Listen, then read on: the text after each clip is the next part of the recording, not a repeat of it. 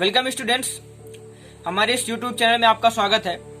आज की इस वीडियो में हम लोग बात करेंगे कि डेटा वेयर हाउसिंग क्या है। तो सबसे पहले डेटा वेयर हाउसिंग के बारे में जानने के लिए आपको डेटा के बारे में जानना बहुत जरूरी है। अगर आप जानते हैं तो कोई बात नहीं, लेकिन मैं थोड़ा सा आपको 2 लाइन में डिफिनेशन बता देता हूँ डेटा की।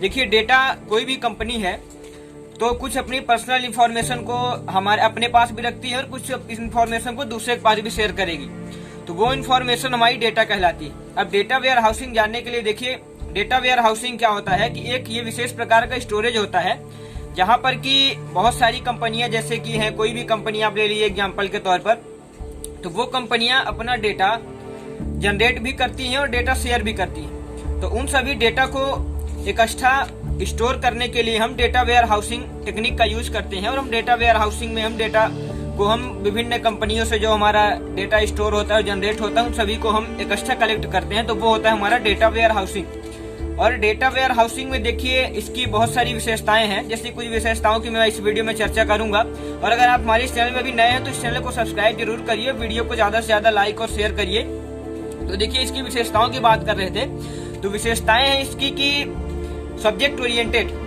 मीन्स कि हम अगर मान लीजिए कोई भी डेटा अगर हमारे कंपनी में आता है, कोई भी डेटा हमें स्टोर करना है डेटा वेयर हाउसिंग में, तो हम सब्जेक्ट ओरिएंटेड में हम किसी भी डेटा को सब्जेक्ट के बेस में ओरिएंट कर सकते हैं, या कि सब्जेक्ट के बेस में हम जैसे कि वहां पर सेव कर सकते हैं और डेटा हमारा सब्जेक्ट के बेस में सेव होता है, कहाँ, सब्जेक्ट ओरिएंटेड में। और इसके बाद दूसरा हमारा है इंटीग्रेटेड। इसकी दूसरी विशेषता इंटीग्रेटेड है।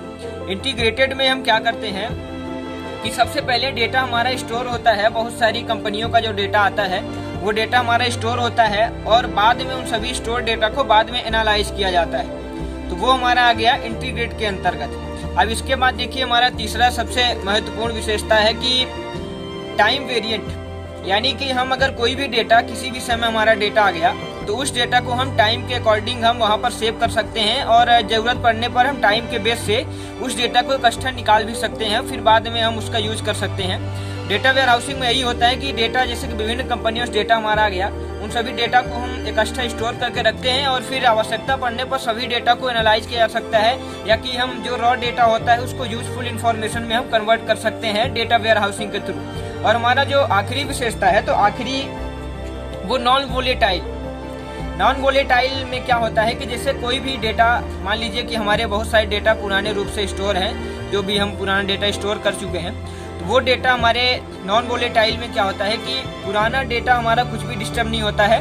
हम नया डेटा अगर कोई भी ऐड करना चाहते हैं तो नया डेटा को हम आसानी से ऐड कर सकते हैं, पुराने डेटा में हमें कोई भी दिक्कत नहीं होगी। तो इस वीडियो में हमने क्या जाना, देखिए एक बार हम इम्पोर्टेंट टर्म्स की बात कर लेते हैं। तो सबसे पहले उसकी डिफिनेशन डेटा वेयर हाउस की। तो डेटा वेयर हाउस हम बहुत सारे कंपनियों के डेटा को, या कि जो भी अदर डेटा, रॉ डेटा, उन सभी डेटा को यूजफुल इंफॉर्मेशन में हम कन्वर्ट करते हैं, तो वो हमारा हो गया डेटा वेयर हाउस। एक स्टोरेज होता है जहाँ पर डेटा को हम स्टोर करके रख सकते हैं, बहुत सारे डेटा को।